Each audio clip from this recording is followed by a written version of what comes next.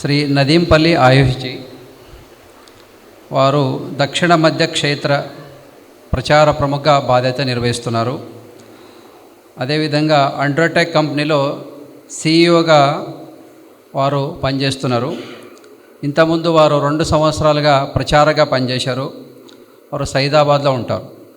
ఇప్పుడు ఈ కాలాంశంని శ్రీ నదీంపల్లి ఆయుష్జీ తీసుకుంటారు. ఓం సభాయ నమః. సో సామాన్యత గత ఇది 8వ ఎడిషన్ సోషల్ మీడియా సంగమం. ఒక 3 సంవత్సరాల నుండి బహుశా విభాగ వారిగా చేస్తున్నాం. అంతకుముందు సామూహికంగా చేసేవాళ్ళము. తర్వాత భాగ్యనగర్ విభాగ్, సికింద్రాబాద్ విభాగ్ వేరేగా కార్యక్రమాలు చేస్తున్నాం. దాని అర్థం ఏంటంటే మన కార్యకర్తల యొక్క బలం పెరిగింది అని అనుకోవచ్చు.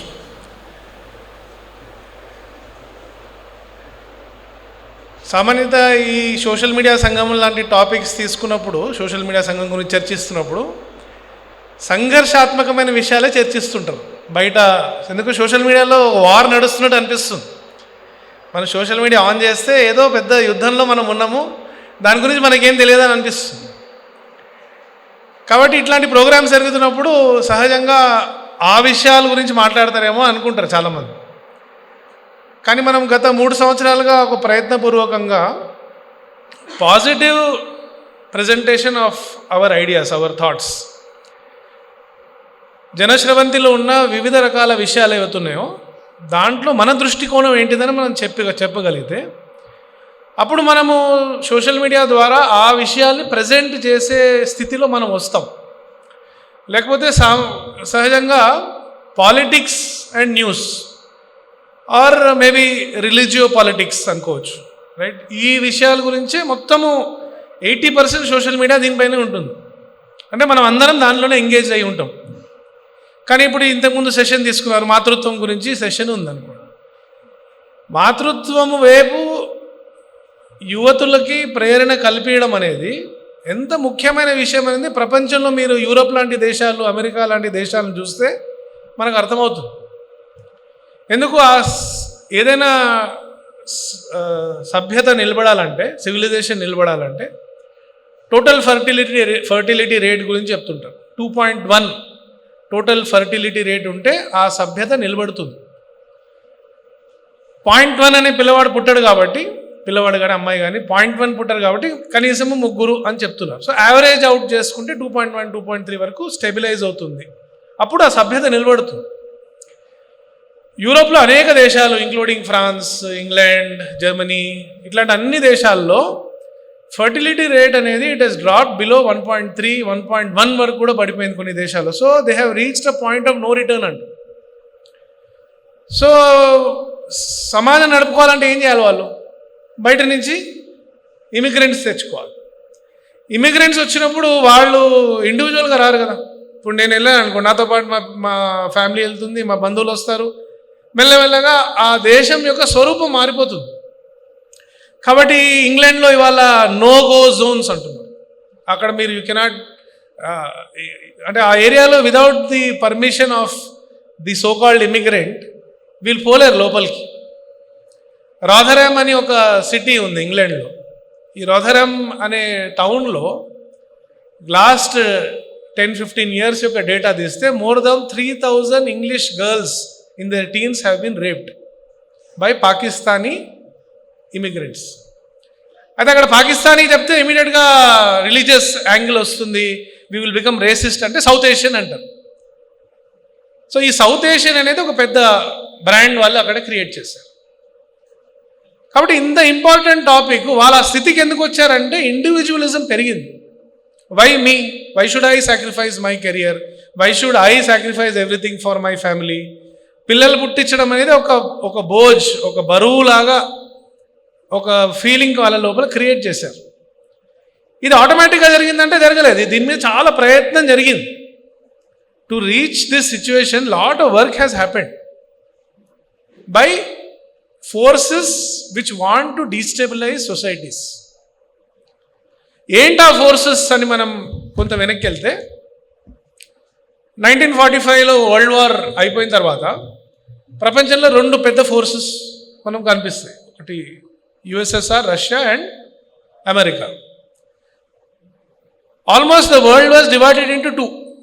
మీరు ప్రతి దేశంలో ఒక దేశం రష్యా చేతిలో ఉంటే, ఒక యుఎస్ఎస్ఆర్ చేతిలో ఉంటే, ఇంకో దేశం అమెరికా చేతిలో ఉండేది. అయితే 90s యొక్క ఆ డికేడ్లో యుఎస్ఎస్ఆర్ ముక్కలైపోయింది. కాబట్టి మెల్లగా the world move towards unipolarism అని చెప్తాం. సో అప్పుడు which is the biggest force అంటే అమెరికా. ఒక పుస్తకం కూడా వచ్చింది, end of history and the last man. అంటే దీని తర్వాత there is no history to be return, because America is defining what history is going to be. ఈ స్థితికి వచ్చి సడన్గా 9/11 సెప్టెంబర్ 11th రోజున ఒక 3 ఎయిర్క్రాఫ్ట్స్, అమెరికన్ ఎయిర్క్రాఫ్ట్స్ తీసుకుని 3 పెద్ద ఐకానిక్ బిల్డింగ్స్ని అటాక్ చేసింది అమెరికా లోపల, which is the economic centre, world trade centre, the might of America pentagon, and అమెరికాకు అధిపతి ఇల్లు వైట్ హౌస్. ఈ 3ని అటాక్ చేసి కొంతమంది కలిసి అక్కడే, and they were not foreigners, they were brought up there. అట్లాగే ప్రపంచ చరిత్ర గత 20 years కనుక మీరు స్టడీ చేస్తే, సుడాన్ లాంటి దేశం ఉంది. Sudan was suppose to be a Islamic country, కానీ ఇవాళ మీకు నార్త్ సుడాన్, సౌత్ సుడాన్ అని 2 దేశాలు అయిపోయాయి. వన్ దేశం is Christian, one country is Islamic. East Timor, ఈ ప్రాంతాలన్నీ విభజన చేయబడ్డాయి. సో మీకు సొసైటీ లోపల ఉంటూ అదే సమాజంలో పెరుగుతూ ఆ సమాజాన్ని డీస్టెబిలైజ్ చేసే శక్తులు కొన్ని బయట ఫోర్సెస్ పనిచేస్తున్నాయనే విషయం మనకు అర్థమవుతుంది. సో ఇప్పుడు యుద్ధాలు, సైనిక చర్యలు అనేవి చాలా రేర్ కనిపిస్తాయి. అంటే ఇప్పుడు మనం చూస్తున్నాం ఇరాన్ వార్లో కూడా, ఇరాన్ పైన యుద్ధం ఇదంతా కూడా అంత ఏరియాలు నడుస్తుంది. There is no army that is going inside. ప్రస్తుతం మాస్ స్కేల్ డిస్ట్రక్షన్ జరగాలనేది ప్రయత్నం జరుగుతుంది. కాబట్టి యుద్ధాలు ఎలా జరుగుతాయి? That it is a battle for the people's minds అని. సో ప్రతి దేశంలో there will be some people, కొంతమందిని వాళ్ళు నర్చర్ చేస్తారు. ఆ నర్చర్ చేసిన వాళ్ళు ఈ దేశం యొక్క ఏజెంట్స్ కింద పనిచేస్తారు. సో ప్రపంచంలో ఇంపీరియలిజం పెంచడానికి అవలంబించే ఫోర్సెస్ ఏవైతే ఉండేనో దాంట్లో ఒకటి మనకు తెలుసు, భారతదేశంలో బ్రిటిష్ ఈస్ట్ ఇండియా కంపెనీతో పాటు చర్చ్ వచ్చింది. ఇక్కడ చర్చ్ 1857 కంటే ముందు వాళ్ళు చేసిన ప్రయత్నాలు ఏవైతే ఉన్నాయో దానికి రెసిస్టెన్స్ ఎట్లా జరిగింది మీకు తెలిసింది, దాని లోపల డీటెయిల్స్లో పోను. బట్ పోస్ట్ 47 ఏమైంది, మీకు బ్రిటిషర్స్ ఉన్నంత వరకు the Anglo Saxon church was the main church, అంటే ది ప్రొటెస్టెంట్ చర్చ్. ఇంగ్లాండ్ తోటి అసోసియేట్ అయిన చర్చే ప్రైమరీ చర్చ్ ఉండేది, మిగతా వాళ్ళు కొంత అక్కడక్కడ ఉండే. అన్ఫార్చునేట్లీ పోస్ట్ 47 భారతదేశం they allowed all denominations of churches to operate. So ఆ ideology is an expansionist ideology. కాబట్టి ప్రతి దేశానికి ఒక చర్చ్ ఉంది, రైట్? ఇప్పుడు ది హెడ్ ఆఫ్ ది క్యాథలిక్స్కి హెడ్ ఎవరైతే పోప్ ఉన్నాడో, pope is also the head of state of Vatican City. Vatican City is a recognised country.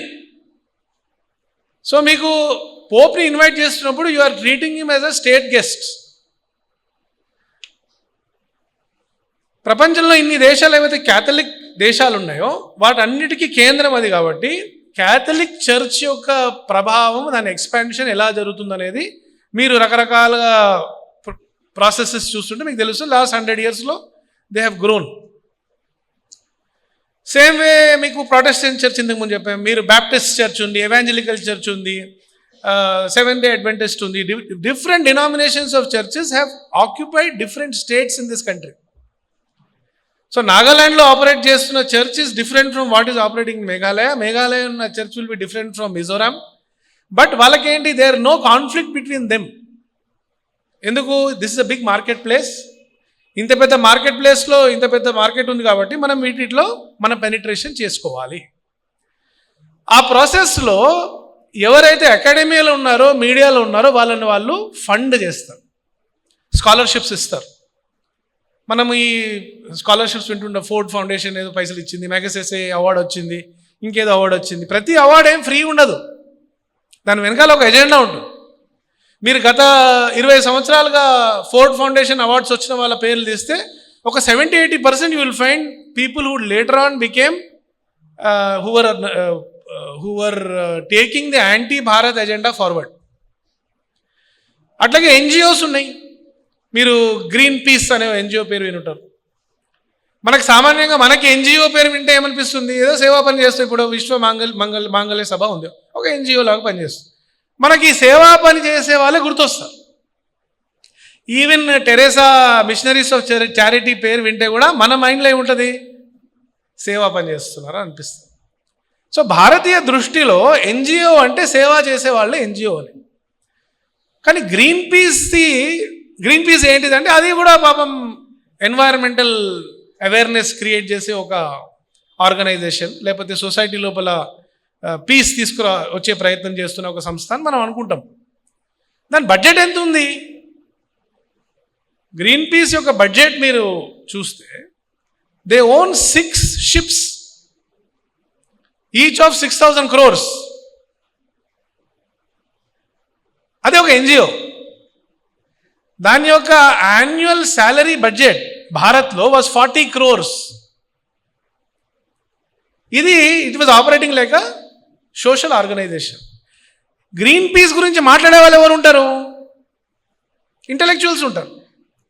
ఇదే ఇంతకుముందు అనుకున్నట్టు అకాడమియా, మీడియా పర్సన్స్, ఫిలిమ్స్లో పనిచేసే వాళ్ళు, దే గివ్ బైట్స్. సో దానికి ఒక ఎజెండా క్రియేట్ చేస్తారు. గ్రీన్ పీస్ ఈ మధ్యలో బ్యాన్ అయింది, గవర్నమెంట్ ఆఫ్ భారత్ బ్యాన్ చేసింది. ఎందుకు బ్యాన్ చేసిందంటే గ్రీన్ పీస్ యొక్క టీమ్ ఒక ఐబీ రిపోర్ట్ వచ్చినప్పుడు ఒక వ్యక్తి ఇక్కడి నుంచి పోయి నార్త్ ఈస్ట్లో అక్కడ ఒక మీటింగ్ అటెండ్ అవుతున్నాడు. ఇవన్నీ వనరులు ఏవైతే ఉన్నాయో, మినరల్స్ ఏవైతే ఉన్నాయో ఇక్కడ ఇదంతా మీది, భారతదేశము దాన్ని కైవసం చేసుకుంటుంది అని ఎవరు చెప్తున్నాడు? గ్రీన్ పీస్ యొక్క officer is going to north east and talking this language. Fortunately ఇది రికార్డ్ అయింది అండ్ గ్రీన్ పీస్ని బ్యాన్ చేసి. ఇది ఒకటి శాంపిల్. ఇట్లా 16,000 ఎన్జిఓల యొక్క లైసెన్స్ భారత ప్రభుత్వము రద్దు చేసింది. 16,000. ఇంతకంటే ఎక్కువ ఇంకా చాలా ఉన్నాయి, అంటే మనకు తెలియవు, పబ్లిక్ డొమైన్లో రానివి. ఆంధ్రప్రదేశ్లో ఒక ఎన్జిఓ ఉంది ఇట్లాంటిది, చాలా ఒక 100 years నుంచి పనిచేస్తుంది. ఫాదర్ ఫెర్రర్ అని రూరల్ డెవలప్మెంట్ ట్రస్ట్, చాలా చోట్ల చాలా సేవ పనిచేస్తారని ఒక అభిప్రాయం ఉంటుంది. అక్కడ పనిచేస్తున్నప్పుడు అండ్ తెలంగాణలో కూడా కొన్ని డిస్ట్రిక్ట్స్, ముఖ్యంగా అచ్చంపేట్, నాగర్ కర్నూలు ఏరియాలో వర్క్ చేస్తారు వాళ్ళు. దాని యొక్క FCRA రద్దు చేయడానికి గవర్నమెంట్ ఆఫ్ భారత్ డిసైడ్ చేసినప్పుడు ప్రొటెస్ట్ రావడం ప్రారంభమైనాయి. ఎవరు ప్రొటెస్ట్ చేస్తున్నారు? పబ్లిక్ ప్రొటెస్ట్ చేయిస్తున్నారు. ఇది సేవా సంస్థ, మాకు ఇంత సేవ చేస్తుంది, వీళ్ళని మీరు బంద్ చేస్తారు, that means your anti Dalit అంటాడు, your anti SC, your anti ST. ఆ ఇమేజ్ క్రియేట్ చేయడానికి ప్రొటెస్ట్లు చేస్తారు. ఎవరు దాన్ని లీడ్ చేస్తారు? మళ్ళీ ఇదే గ్రూప్ ఉంటుంది, academicians, media persons, social media activist, ఇది ఒక గ్రూప్ ఉంటుంది. సో దీన్ని మనము we have to watch who are people who are running all these systems. మూడో పెద్ద అటాక్ ఈజ్ త్రూ ఎకానమీ. మనం చాలాసార్లు చైనా గురించి మాట్లాడుతుంటాం, చైనా ఇట్లా చేస్తుంది, చైనా అట్లా చేస్తుందని. చైనా నిర్వహిస్తూ అనేక రకాల ప్రయోగాల్లో ఒక 3-4 ఇంపార్టెంట్ విషయాలు మీకు తెలిసే ఉంటుంది, కానీ నేను ఒక ఫ్రేమ్వర్క్లో పెడితే బహుశా ఇది టోటల్ ఫ్రేమ్వర్క్ ఇదని మనకి it will become more obvious. భారతదేశంలో ఎప్పుడు కూడా ఈవెన్ వెన్ బ్రిటిషర్స్ రూల్ చేస్తున్న సమయంలో కూడా ఈ భారతీయ సమాజము ఒక సమాజం అని మనకు ఫీలింగ్ ఉంది. ఇవాళ మనం పడోసీ దేశ్ అంటాం, నేబరింగ్ కంట్రీస్. ఎవరిని అంటాము? శ్రీలంకని అంటాం, రైట్, భూటాన్ అంటాం, మ్యాన్మార్ని అంటాము, బంగ్లాదేశ్ని అంటాము, పాకిస్తాన్ అంటాం, టిబెట్ని అంటాం, నేపాల్ని అంటాం. బట్ భారతదేశ చరిత్రలో ఇవన్నీ ఎప్పుడు నేబరింగ్ కంట్రీస్ కావు.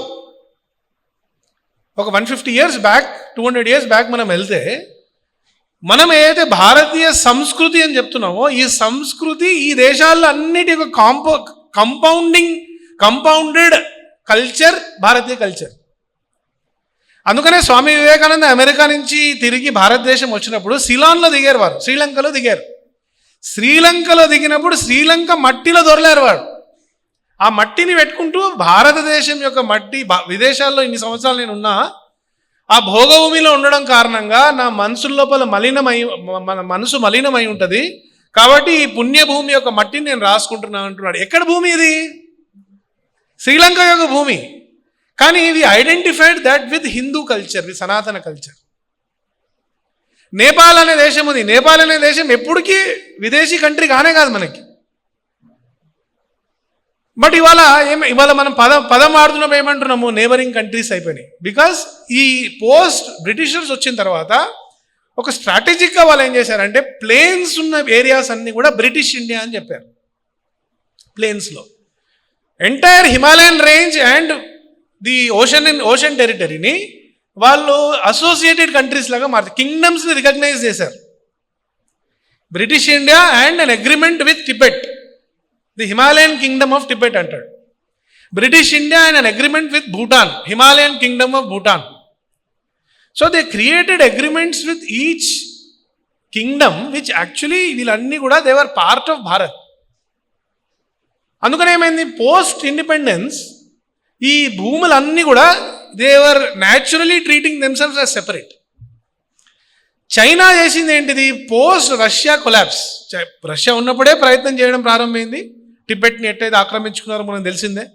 టిబెట్ని ఆక్రమిస్తున్న సమయంలో దలైలామా చెప్తాడు that till independence British India was our caretaker. ఎందుకంటే టిబెట్కి ఆర్మీ లేదు, చైనా తోటి we never had a border కదా. Tibet is the buffering state. కానీ ఆక్యుపై చేస్తున్నప్పుడు భారత ప్రభుత్వం యొక్క దృష్టి ఏంటిది? అది వేరే దేశం. దలైలామా చెప్తున్నాడు, it is your responsibility, Bharat responsibility to take care of us. This has been for last 1000 years ఇదే, లాస్ట్ 5000 years ఇదే ఉంది. కానీ మనం ఒప్పుకోం. ఎందుకు? There was no pressure by common person. Common citizen national security అనే సబ్జెక్టు నా సబ్జెక్ట్ అని ఫీల్ కాడు.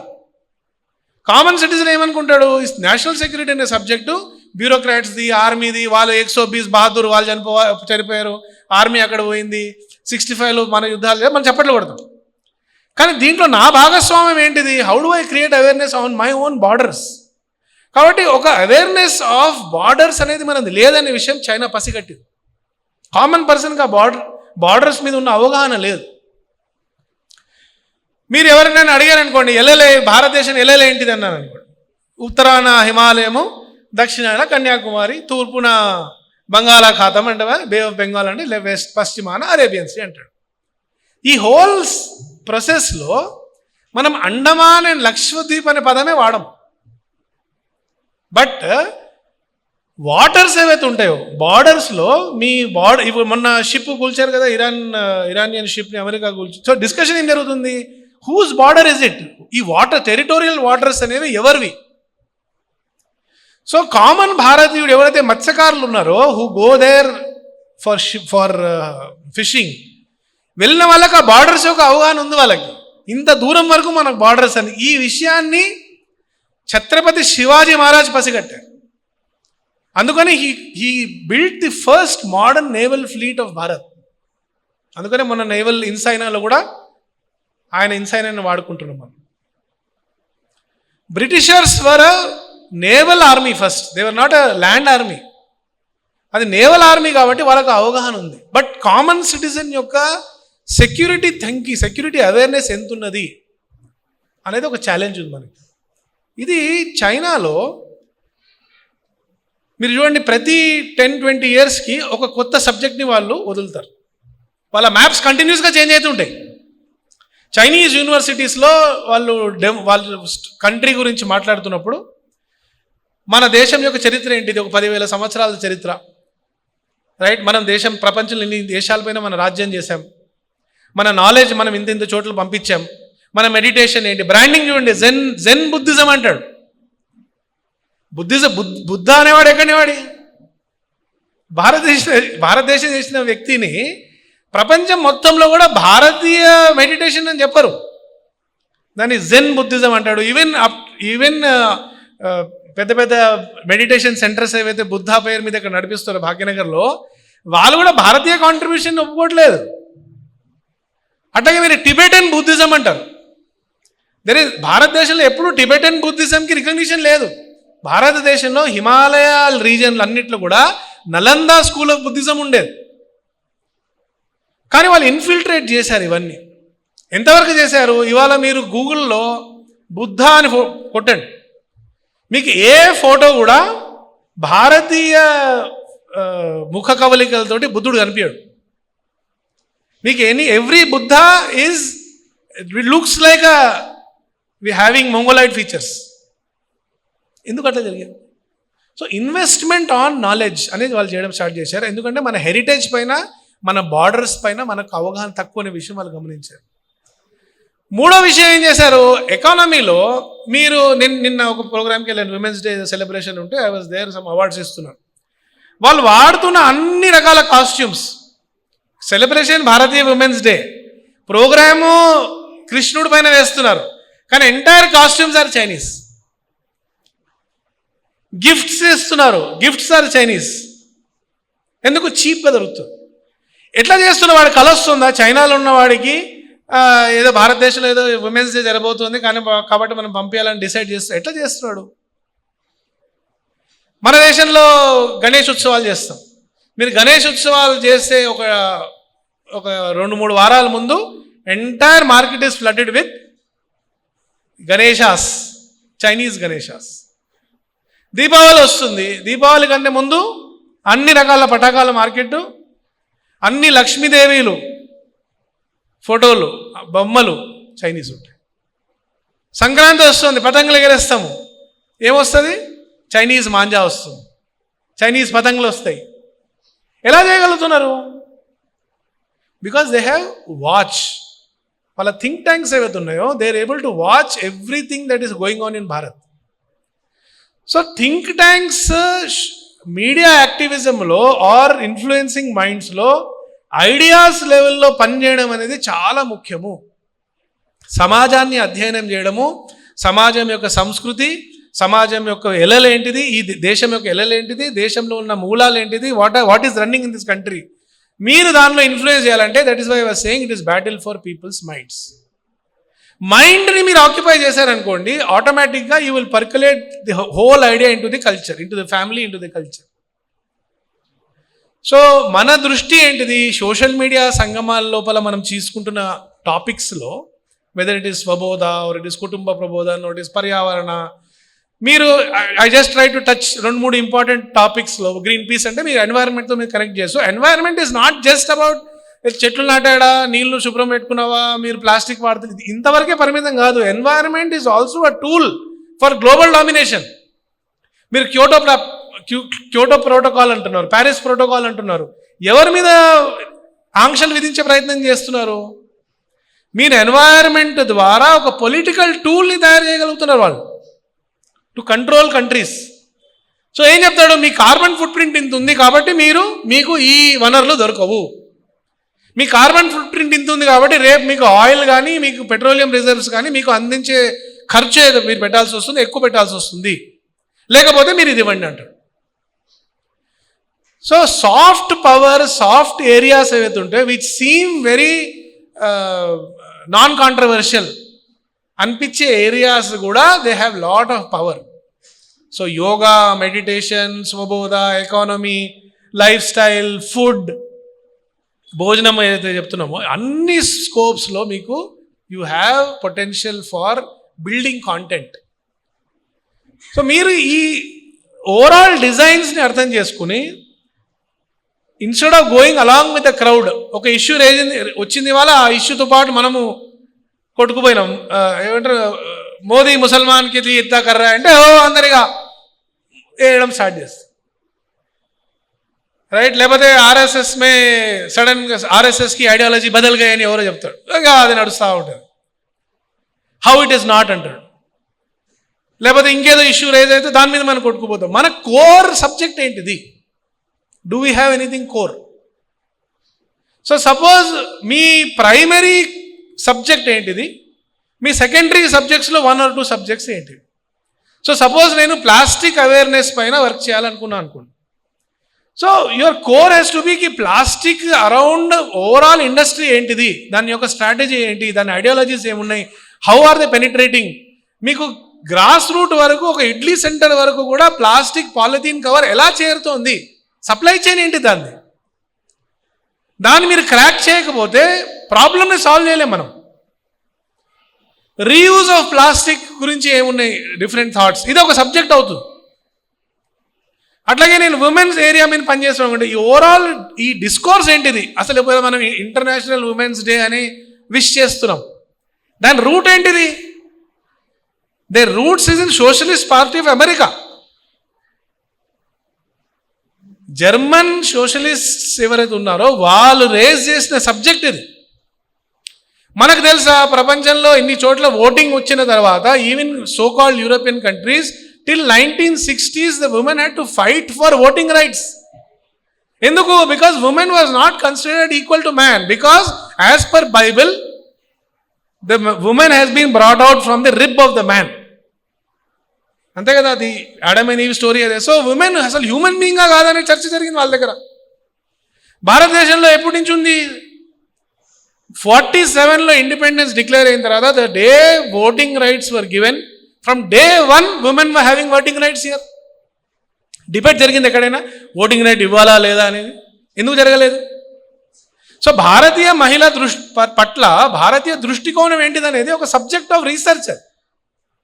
సో ఋగ్వేదం నుంచి మొదలు పెట్టుకుని యుద్ధకాలంలో ఎలా పనిచేశారు మన మహిళలు, ఎకానమీని ఎట్లా మేనేజ్ చేస్తారు, ఎట్లా చేస్తారు, how it are the backbone for dharma, ఇవన్నీ you have to present. So you have to have content. Pollution అనే సబ్జెక్ట్ ఉంది, పొల్యూషన్లో ఎన్ని రకాలు ఉన్నాయి, దాని మీద సబ్జెక్ట్ మనం డిస్కస్ చేయగలుగుతామా? ఎంటైర్ కాన్సెప్ట్ ఆఫ్ జీడిపి ఉంది.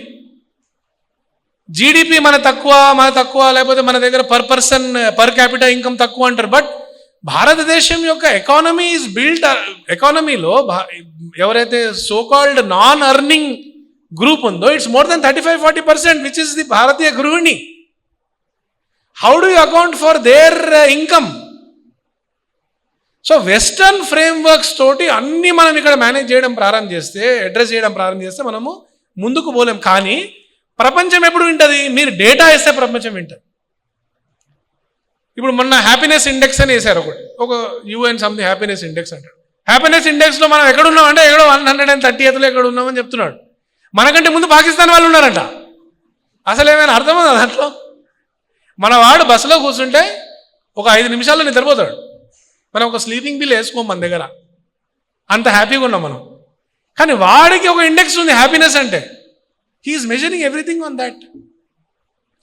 సో సోషల్ మీడియాలో డేటా గ్యాదరింగ్, ఇంటెలెక్చువల్స్ కలిసి వచ్చి కాంటెంట్ క్రియేషన్ చేయడము, దాన్ని ప్రజెంట్ చేయడం ఎట్లా, గ్రూప్స్కే పనిచేయాలి. ఇండివిజువల్గా పనిచేస్తే మీకు రిజల్ట్స్ రావు. సో ఇప్పుడు మనం ఒక 100+ ఇక్కడ ఉన్నాం అనుకుందాం, 120 people ఇక్కడ ఉన్నాం. హైదరాబాద్ భాగ్యనగర్ లోపల కూడా ఇంకొక 200 మందితో ప్రోగ్రామ్ అయ్యింది. ఎన్ని రకాల సబ్జెక్ట్స్ పైన మనం పనిచేయగలుగుతాము? Can we identify 10-15? దానిలో పాలిటిక్స్ కూడా ఉండొచ్చు, బట్ అది మెయిన్ స్ట్రీమ్ ఒకటే కాదు. So identify 15-20 topics. ఆ టాపిక్స్ పైన మీకు తర్వాత ఫీడ్బ్యాక్ చేరుతున్నప్పుడు కూడా మీ ప్రైమరీ సబ్జెక్ట్ ఒకటి చూస్ చేసుకోండి. దానికి తగ్గట్టుగా ఒక లైక్ మైండెడ్ గ్రూప్ని తయారు చేసుకోండి. దాంట్లో ఒక రీసెర్చ్ టీమ్ తోటి అసోసియేట్ కండి. మన దగ్గర అనేక సబ్జెక్ట్స్ మీద రీసెర్చ్ టీమ్స్ ఉన్నాయి.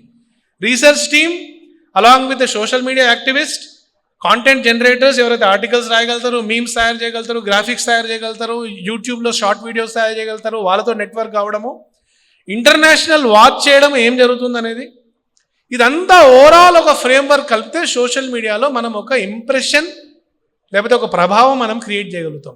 లేకపోతే we will be washed away by the current. And finally social media ఒక నేచర్లో it generally promotes individualism, right? ఇప్పుడు మీరు ఫోటో తీస్తున్నారు, నేను ఇమీడియట్గా I will become cautious, right? I have to look good అనిపిస్తుంది.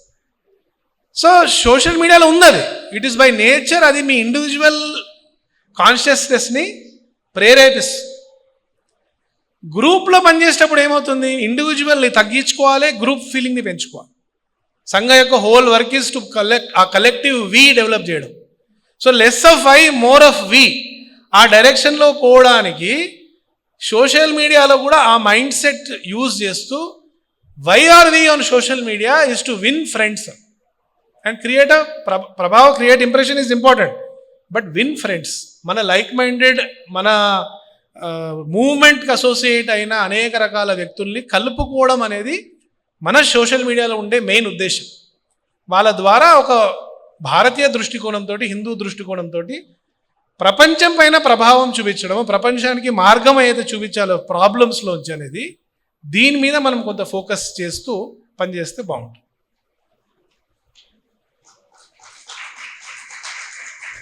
ఎవరికైనా ప్రశ్నోత్తరాలు ఉంటే అడగవచ్చు, ఒక 10 నిమిషాల పాటు. నమస్కారం సార్, చాలా అద్భుతమైన మార్గదర్శనం చేశారు. అంటే నేను ఇక్కడికి వచ్చినందుకు నాకు ఒక డైరెక్షన్ దొరికింది అనుకుంటున్నాను. అయితే చాలామంది సోషల్ మీడియాలో వర్క్ చేసే వాళ్ళు ఎట్లుంటారంటే 4-5 సైట్స్ నుంచి వెళ్ళి, లేకపోతే నలుగురు మాట్లాడిన దాని నుంచి, లేకపోతే వీడియోస్ అట్లాంటి దాంట్లో చూసి దాంట్లో నుంచి తమ సొంత అభిప్రాయాలను ఏర్పరచుకొని ప్రజెంట్ చేస్తున్నారు. కానీ మీరు చెప్పిన విధానం చాలా చాలా బాగుంది. యాక్చువల్గా you need to do lot of research to before present something. అయితే ఈ విషయ పరిజ్ఞానం ఎలా పెంచుకోవాలనేది ఒక క్వశ్చన్ సార్. అందులో ఇప్పుడు గ్రీన్ పీస్ అన్నారు, మీరు చెప్పేదాకా మాకు కొన్ని తెలియదు యాక్చువల్గా. సో అలా ఎన్నో ఉన్నాయి కదా సార్. సో నిజ నిర్ధారణ ఎట్లా చేసుకుంటారు, అంటే దీని వెనకాల ఏమున్నది, ఎవరున్నారు, నిజ నిర్ధారణ చేసుకొని ప్రజెంట్ చేయడం ఎలా చేయాలి, ఈ 2 విషయాలు మీరు చెప్తే బాగుంటుంది సార్. Thank you. సో మనది సంఘలో ప్రచార విభాగ్ ఏతుందో దానికి విశ్వ సంవాద కేంద్ర అని ఒక యూనిట్ ఉంది మనకి సంఘలో, విఎస్కే అంటాం. ఇప్పుడు రాజగోపాల్జీ ప్రాంత ప్రచార ప్రముఖ ఉన్నారు, వారి పనిలో విఎస్కే అని ఒక పని. విక్రాంత్ రెడ్డి గారు ఉన్నారు కదా, విక్రాంత్జీ ఒకసారి నుంచి. సో విక్రాంత్జీ మన విఎస్కేకి ఇన్ఛార్జ్ ఆయన. దాంట్లో మన దగ్గర ఒక డేటా సెంటర్ లాగా ఉంది ఫర్ డిఫరెంట్ ఇష్యూస్. మనం అక్కడ వర్క్ చేస్తాం ఒకటి. అట్లాగే కొన్ని రీసెర్చ్ సెంటర్స్ మనం నడిపిస్తాం. సంవిత్ కేంద్ర అని ఒక సెంటర్ ఉంది, తర్వాత centre for south India studies అని ఒక సెంటర్ ఉంది. ఇట్లా డిఫరెంట్ సబ్జెక్ట్స్ పైన రీసెర్చ్ సెంటర్స్ మనం నడిపిస్తున్నాం. సో ఏదైనా ఇష్యూ పైన మీకు క్లారిఫికేషన్ కావాలి, దాని మీద ఇంకొంత డాక్యుమెంటేషన్ కావాలంటే మీరు వాళ్ళని సంప్రదిస్తే వాళ్ళు they will be able to give you content. అది మనం చేయొచ్చు. బట్ ప్రైమర్లీ ఏంటంటే ఒక కామన్ గ్రూప్, మీరు ఏదైతే సబ్జెక్ట్ మీరు డిసైడ్ చేసుకొని 1+1 maybe 1 core and 1 associated subject, ఒక 2 సబ్జెక్ట్స్ డిఫైన్ చేసుకుంటే దాంట్లో you will be able to, మనకి లైక్ మైండెడ్ గ్రూప్ పెరుగుతుంది. నమస్తే జీ.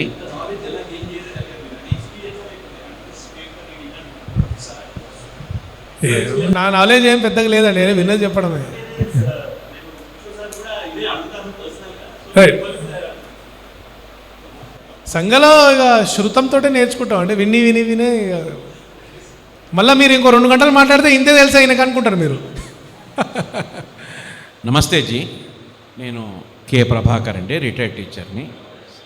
అయితే కాంటెంట్ నా దగ్గర ఉంది, అంటే నేను సేకరించుకోగలుగుతాను సమాచారం, కానీ కొంత ఎడిట్ చేయడానికి కొంచెం ఇబ్బంది ఉందండి. అంటే ఎవరన్నా కాంటెంట్ని ఎడిట్ చేయడానికి సిద్ధంగా ఎవరన్నా సహకరించగలిగితే ఇంకొంచెం మెరుగైన సమాచారాన్ని, ఇంకొంత మంచి ఇన్ఫర్మేషన్ని, ఎక్కువ సమాచారాన్ని ఇవ్వడానికి నాకు అవకాశం ఉంటుంది. అలా ఎవరైనా సహకరించగలుగుతారా? సరే, చేయగలుగుతారండి. ఒకటేమో మనం ఇంతకుముందు చెప్పాక విఎస్కే ఆఫీస్లో కొంతమంది ఫుల్ టైం పనిచేస్తారు, ప్లస్ మనము ఒక వాలంటీర్ నెట్వర్క్ కూడా మనం డెవలప్ చేస్తాం. సో కొంతమంది ఇదేమో విఎస్కేదేమో డే టు డే ఇష్యూస్ పైన మనం కాంటెంట్ తయారు చేస్తుంటాము. But suppose long term subject ఉంది, మీ దగ్గర 2 వీక్స్ టైం ఉంది, దానికోసం ఎడిటింగ్ కోసం మనకు వాలంటీర్ నెట్వర్క్ కూడా ఉంది.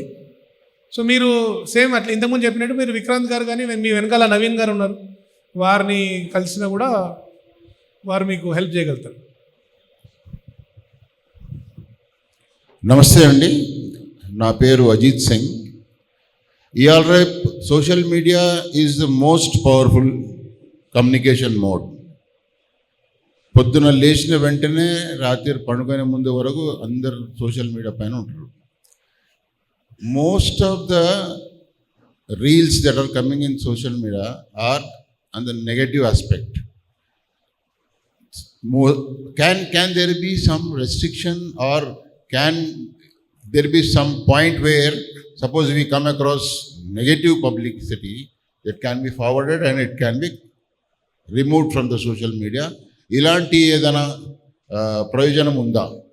సో ఇప్పుడు ప్రదీప్ గారు ఇక్కడ ఉన్నారు కదండి ఇంతకుముందు.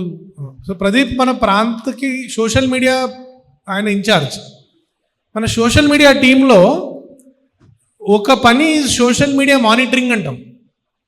సో సపోజ్ మీలో కాంటెంట్ తయారు చేసే మాకు ఆలోచన లేదు, కానీ ఏదైతే నెగటివ్ నడుస్తుందో దాన్ని నేను అబ్జర్వ్ చేయగలుగుతాం.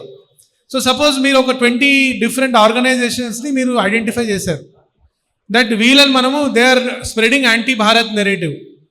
సో మన దగ్గర ఈ సోషల్ మీడియా మానిటరింగ్ ఒక టీం ఉంది, ప్లస్ మీలో కూడా కొంతమంది you can get involved. So reporting ఎట్లా చేయాలి, each platform has a different way to report. So మీకు మెటాలో చేయాలంటే ఒక రకంగా చేయాలంటే, ఫేస్బుక్లో చేయాలంటే ఒక, ఇన్స్టాలో ఒక రకంగా, యూట్యూబ్లో ఒక రకంగా. సో ఏమి ఎట్లా చేస్తే అది బంద్ అవుతుందనే విషయం మనము దాని మీద వర్క్ చేస్తాం. సో ఒక టీం ఉంది దానికి. అన్నీ హిట్ కాకపోవచ్చు, ఎందుకంటే మోస్ట్ ఆఫ్ వాళ్ళ rules are governed by American rules. So మనకి ఏది అశ్లీలంగా అనిపిస్తుందో వాడికి అది అశ్లీలంగా అనిపించదు. సో వాడంటాడు దిస్ ఇస్ నార్మల్ ఇయర్ అని. సో అన్లెస్ ఇంపర్సనేషన్ ఉంది, లేకపోతే వైలెన్స్ని ప్రమోట్ చేస్తోంది, ఇట్లాంటి if you're able to prove then lot of chances are there to get them closed. అట్లా మనకి చాలా సక్సెసెస్ కూడా ఉన్నాయి. మీలో కూడా వాలంటీర్ చేస్తే మీరు అట్లా మానిటరింగ్ కొరకు you can come in to the team. చివరి ప్రశ్న ఇది. మై నేమ్ ఇస్ శ్రీనివాస రాజు. మీరు చెప్పిన దానికి I just want to express my deep appreciation for all the knowledge you've given.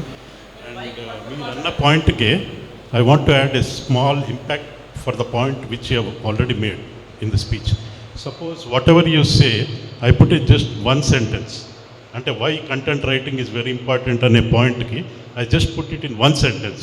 If I can create a slogan which says that each of you is a Sainik who has to protect the borders of the civilization consciousness. ఈ చిన్న sentence తోటి maybe it's small slide, but when someone sees it will trigger the impact in his mind that something is missing for him which he has to do. So I'm trying to present the value of a content writer. That's all. Thank you very much. Nice sir, బాగుంది. మహిళల్లో ఎవరైనా అడుగుతారా anything? Thanks sir, thanks for all the details. ఇప్పుడు ఈ మధ్య social మీడియాలో ఎవరైతే ఎక్కువ ఫాలోవర్స్ ఉన్నారో ఆ కంటెంట్ ఒకటే నిజం అనిపించేలా, మన ఫ్యూచర్ జనరేషన్స్కి అదొకటే నిజం అనిపించేలా ఉంటుంది. అంటే యాక్చువల్ కంటెంట్ నిజమైన ఫాలోవర్స్ సంఖ్య లేకపోతే అది నిజమని సమాజంలోకి వెళ్ళట్లేదు. ఇలాంటి విషయాల్ని మనం ఏ విధంగా ఎదుర్కోవాల్సి వస్తుంది? అంటే వచ్చే జనరేషన్స్కి ఇది నిజం, లేకపోతే ఇది క్రియేటెడ్ కాదు అని మనం ఎలా చెప్పగలుగుతాం? ఒకటేమో ఇప్పుడు మొన్న ఏఐ మీట్ జరిగినప్పుడు ఈ డిస్కషన్లో వచ్చిండి మోదీ గారు మాట్లాడుతున్నప్పుడు హీ వాజ్ ఏమిటోదాన్ని ఏఐ సర్టిఫికెట్, వీడియోకి ఒక సర్టిఫికెట్ ఇవ్వాలని. సో దట్ ఇది ఏఐ జనరేటెడ్ ఫ్యాక్ట్, ఆ ఫ్యాక్ట్ చెకింగ్ ఆటోమేటిక్గా జరగాలనేది ఒకటి చెప్తున్నారు. చాలా చోట్ల ఇప్పుడు మీకు సోషల్ మీడియాలో కూడా సపోజ్ మీరు ఎక్స్ మీద పోస్ట్ చేశారనుకోండి, కింద వ్యూవర్స్ ద్వారా ఫీడ్బ్యాక్ ఉంటుంది. అంటే మీకు కామెంట్స్ అనట్లేదు నేను, కమ్యూనిటీ ఏమంటారు కమ్యూనిటీ గైడ్లైన్స్. సో అది కమ్యూనిటీ గైడ్లైన్ కాదు, ఐ థింక్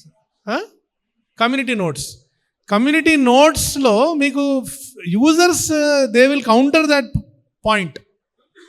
సో మీరు మెయిన్ పోస్ట్కి వెళ్తూనే కింద మీకు కనిపిస్తుంది దట్ ఇది while this person is saying this, actually there are lot of other things that are being said about this అని.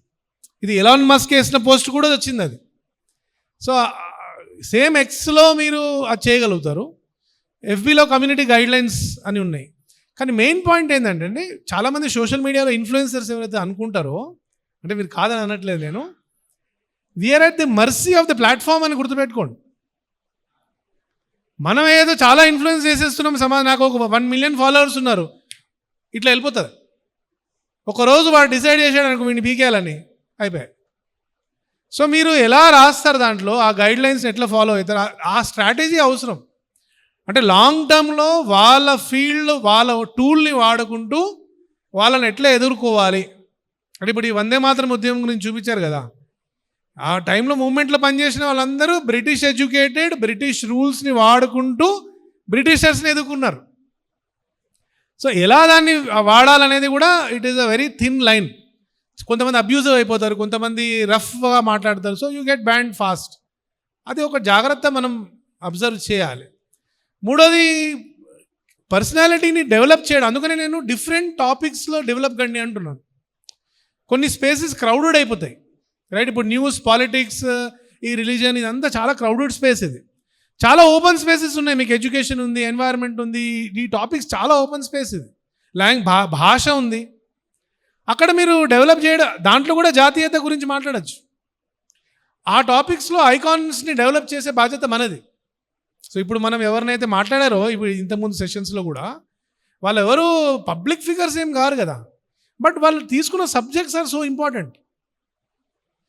సో వాళ్ళని ఎలా ఆ టాపిక్స్లో ఐకాన్స్ని ఎట్లా డెవలప్ చేయాలనేది మన బాధ్యత అవుతుంది.